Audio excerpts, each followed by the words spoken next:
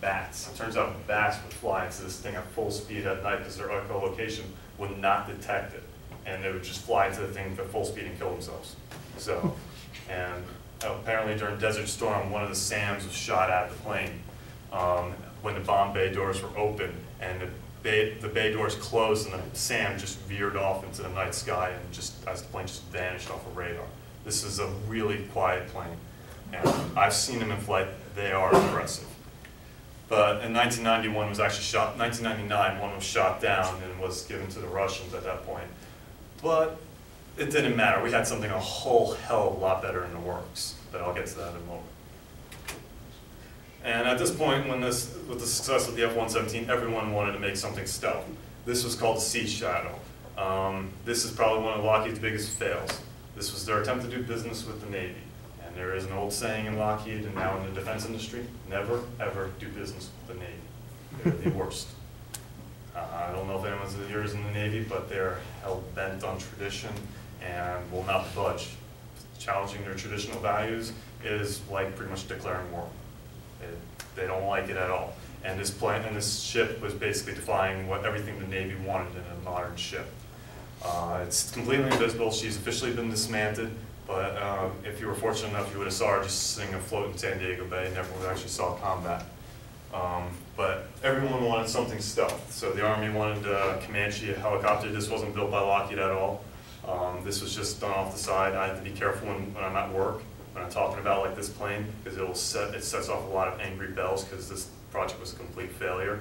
Boeing really dropped the ball in developing this thing, and there's a lot of angry people I know have PA systems. We'll have to keep quiet about this. And at one point the Army actually wanted a stealth tank, but it wouldn't work in the same manner. It would actually use a crystalline armor to imitate fake infrared scans and thermal scans on the ship, on the vehicle, so it makes a tank look like a truck or some car in the desert rather than a fully armored tank doing 40 miles an hour. So, which is pretty cool technology. But they were also responsible for Project Excalibur. They were the go-to group to learn about this at this point. This was Reagan's Star Wars program to shoot down all incoming missiles that might be shot at the United States. And Lockheed told them, look, yes, we can do that, but it'll take 35 to 40 years before we can do anything with it. That's when the technology will exist. It's been 36 years now, to the year today. We have now our USS Gerald Ford will feature 4 of the first laser point defense systems for the United States Navy. So it's not totally bust. They weren't totally wrong about that.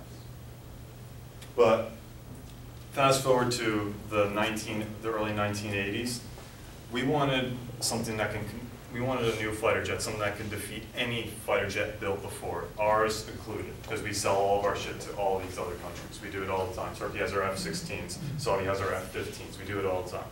So we wanted something that was capable of defeating anything in our aging arsenal. And to that end, they called upon the Skunk Works to do that. So Skunk Works had asked for all these companies to get together at Pratt & Whitney to make an unbeatable engine that would take this plane with an unbeatable thrust vectoring system that allowed this plane to have extreme performances beyond that if it technically needed, but would still dwarf anything that was made.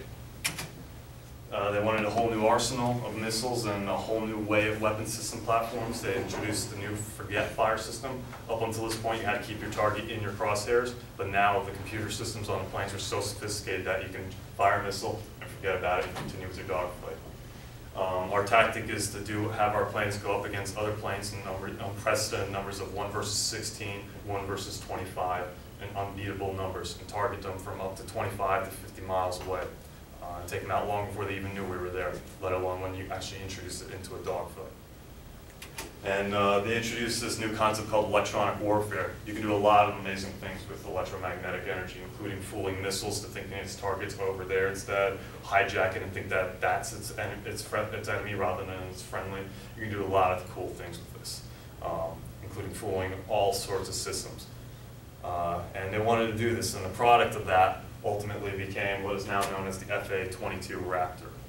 I'm sure everyone has seen this plane at some point or another. It's one of the defining factors of our U.S. military. I've seen it in every advertising of the United States Air Force, and we have it in our banners for the ROTC Academy. But this was the product of 10 years and $100 billion of research and development. And it lives up to expectation. There's a lot of people I work with that are really proud of the work that they did in that. And we catch up to nowadays, where we start seeing the newer fighter jets that have been declassified, such as the F-35-2 Lightning. This is the VTOL variation for the United States Marine Corps. Pretty impressive piece of engineering. I like it a lot. Lockheed also is now working on what is the Beta Fusion Reactor. I mentioned in one of my past presentations about fusion reactors. Lockheed has decided to take on the task in 2012 to creating the first sustainable and viable fusion reactor the size of a pickup truck. This is the interior view of it, and this group is responsible for working on it now. And their latest endeavor is the SR-72, which will be a hypersonic strategic bomber that will hit any point on the globe. Mach, I think they said 5 they wanted to do. But typically the way an organization like this works is they'll have a public project that they tell everyone about, and then they have the real secret one that is even more impressive, doing more outrageous things, and we won't know about it for another 10 to 15 years. So, and that concludes it.